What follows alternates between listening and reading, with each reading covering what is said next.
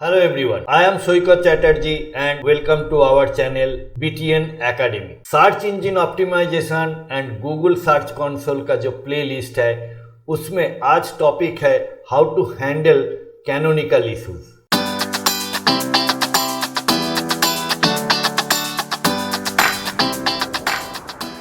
अगर चैनल में नए हैं तो please subscribe this channel and do not forget to press the bell icon ताकि आगे चल के जो भी वीडियोस आने वाला है उसका नोटिफिकेशन आप तक पहुंच सके। कैनोनिकल इशू है क्या? What is canonical form of a website?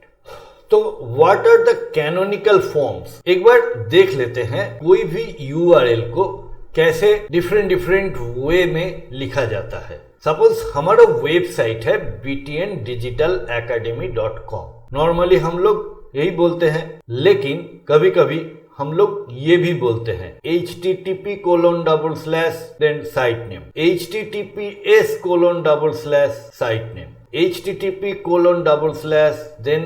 www.site name, then https से और एक बार। तो कोई भी एक वेबसाइट का या वेब पेज को भी ये 5 तरीके से हम लोग बोल सकते हैं। अगर ऐसा 5 फॉर्म में अलग अलग वेबसाइट रहेगा तो क्या हो सकता है? सारे पेजेस का 5 कॉपीज होगा और कंटेंट डुप्लीकेशन होगा, H1 टैग सारे चीज डुप्लीकेट होगा एंड गूगल उसको कभी रैंक नहीं कराएगा। तो इसीलिए ये कैनोनिकल फॉर्म का जरूरी होता है कि ये 5 में से कौन सा फॉर्म को गूगल इंडेक्स करेगा। तो इसीलिए हम लोग क्या किए हैं कि हमने बोला है इस फॉर्म को आप इंडेक्स करो।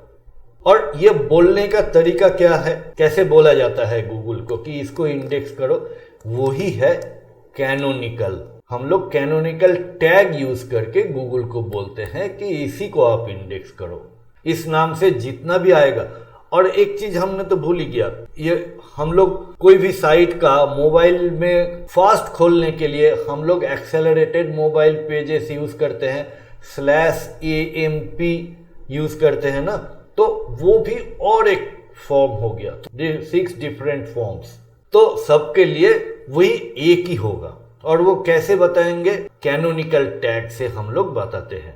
वो कैनोनिकल टैग हेड सेक्शन में रहता है। मैं आपको दिखा देता हूं। सपोज इस वेबसाइट का हमने व्यू सोर्स किया। व्यू सोर्स करने के बाद हम लोगों को ये देखिए, आप कंट्रोल F से भी सर्च कर सकते हैं और यहाँ पे दिखाई पड़ रहा है कि दिस इज द टैग। और यहाँ पे बोल रहे हैं कि कैनोनिकल और ये href हो रहा है https:// साइट नेम।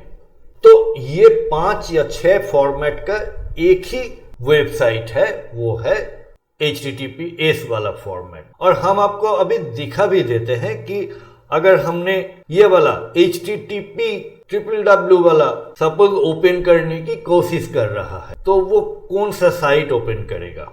वही सेम जो हमने कैनोनिकल टैग में दिखाया है। नाउ और एक इशू है। सपोज हम कुछ कोर्स कराते हैं और जो कोर्स का पेज है उसका हमने सपोज मॉडिफाई करते करते 2-3 पेज बना लिया है। 2-3 पेज में ऑलमोस्ट सिमिलर कंटेंट है, तो ये भी एक इशू हो गया वो इंडेक्सिंग के लिए कि गूगल किसको इंडेक्स करेगा। सबको इंडेक्स करने में हमारा प्रॉब्लम ये है कि उसमें कंटेंट डुप्लीकेशन होगा।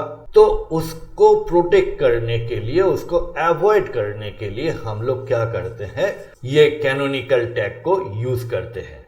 सपोज हमारे पास कोर्स 1.html है, कोर्स 2.html है एंड कोर्स 3.html है। तो ये तीनों के लिए हमने चूज किया कि कोर्स 3 को हम लोग इंडेक्स करेंगे क्योंकि ये लेटेस्ट है और इसमें सारे फीचर, सारे फंक्शनलिटीज हमने दे दिया है। और ये जो 2 है कोर्स 1 एंड 2, इसको इंडेक्स करने का जरूरत नहीं है।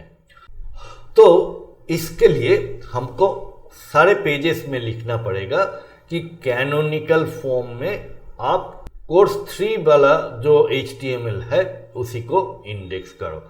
तो ये करने से ये 1 एंड 2 ये इंडेक्सिंग नहीं होगा लेकिन कोर्स 3 वाला पेज इंडेक्स होगा। तो अभी हम लोग गूगल सर्च कंसोल में चलते हैं और देखते हैं कि ये वाला प्रॉपर्टी चूज किया डिजिटल एकेडमी।